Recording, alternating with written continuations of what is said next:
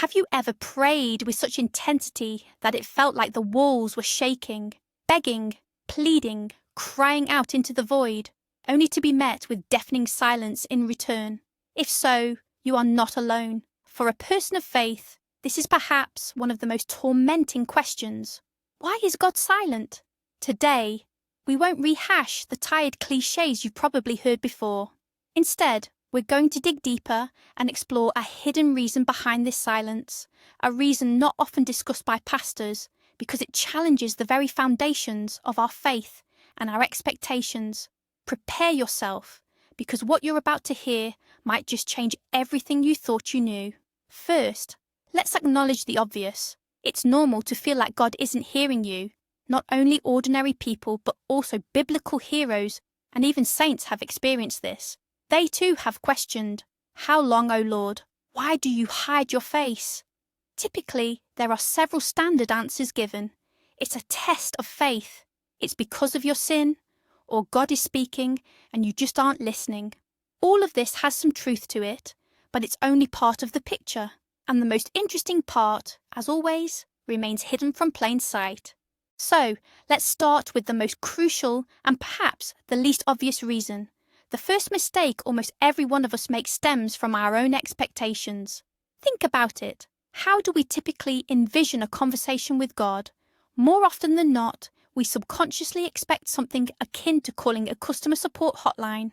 We dial the number with a prayer, lay out our problem to the operator in the heavens, and then wait for clear, step-by-step instructions.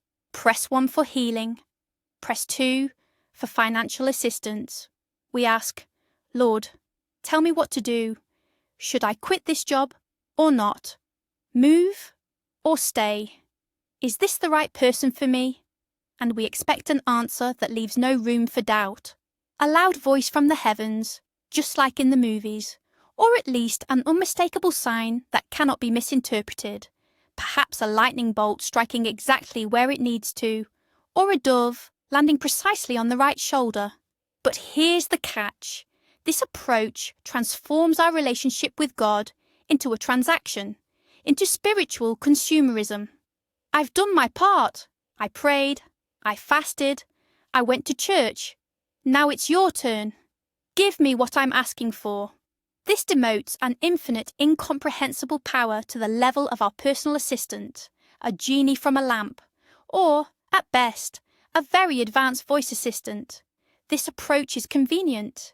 It absolves us of responsibility, but it also robs us of the most crucial thing, growth. If we received clear instructions for every single step, we would never learn to make decisions. We would never develop intuition, wisdom, and most importantly, faith. Faith, you see, isn't about knowing. Faith is trusting amidst uncertainty, and it's precisely our misguided expectations that lead us to perceive this beneficial uncertainty as a deafening, empty silence. All right, let's move on to the second idea, which is really an extension of the first. What if God is speaking constantly, but we simply don't understand his language? Imagine arriving in a foreign country, not knowing a single word of the local language.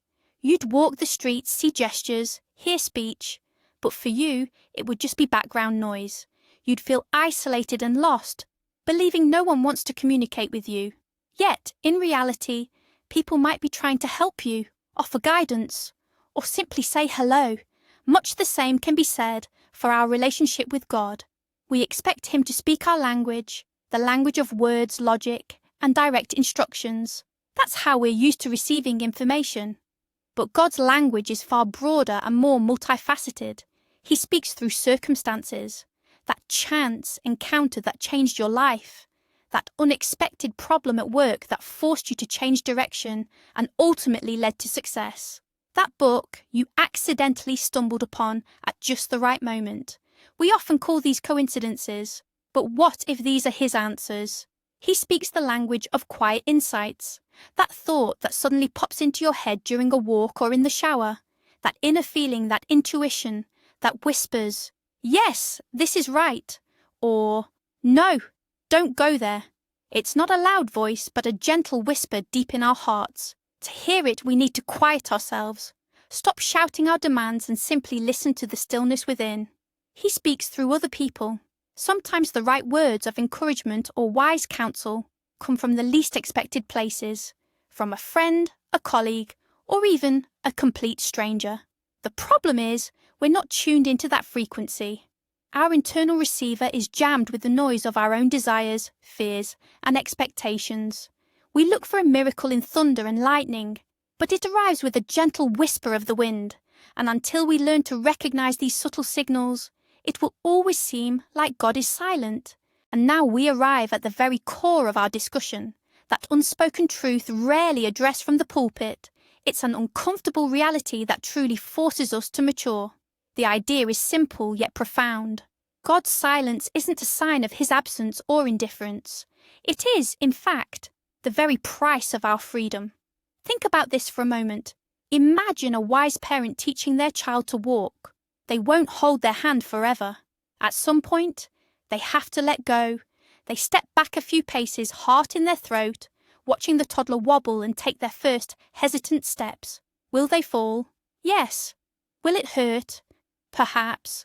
But it's the only way they'll truly learn to walk independently.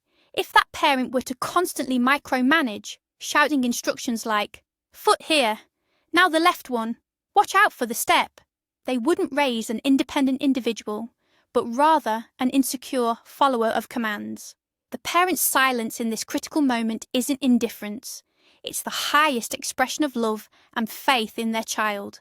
Now imagine a world where God wasn't silent, a world where every prayer was met with an instant, clear, instructional response. Go there, say this, love this person. In such a world there would be no mistakes, it's true. But there would also be no choice. We'd simply be puppets, bio-robots perfectly executing a divine program. Would there be true, genuine love in such a world? No, because love can only be freely given. Can you force someone to love by command? Of course not. That's why his silence isn't a punishment, nor is it neglect. It is his greatest gift to us, a sacred space he leaves for us, a space where we learn, stumble, grow, and ultimately make our own conscious choices, to believe or not to believe, to love or not to love. It's the profound quiet in which our true selves are born. And this is the most crucial, the most hidden reason why our loudest cries are sometimes met with only silence. So here's a thought to ponder.